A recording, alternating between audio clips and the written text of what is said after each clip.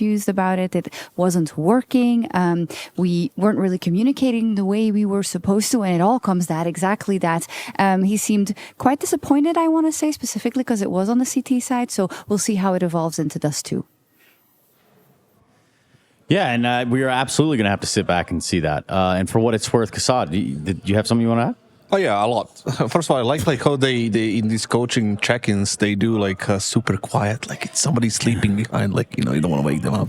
But Extas being disappointed, I think that's kind of normal at this point because they were dominating in the first map. Coming into second, they were up 9-4 in in that round that you just explained, and overall they were in the driving seat. But we said, like, if you give FaZe was just waiting for a time to start playing, they couldn't really start playing on the CT side of this map, and Nuke was as it was, so they started playing it. They got the win. What I like the most from tactical point of the actual game is the fact that now FaZe didn't really go through middle all that much. It's not, for me, on Anubis mid is pretty much useless, especially on the T side. You can use it to fake, you can use it to take control, but I do think every execute should be finished with more people on A or B or K, whatever you want to do, simply because the CTs, when they run out of utility, it's pretty nearly impossible to hold any of those two sites, simply because the angles are so tight, the site is so designed poorly that you cannot defend it by not having utility, and obviously you have to use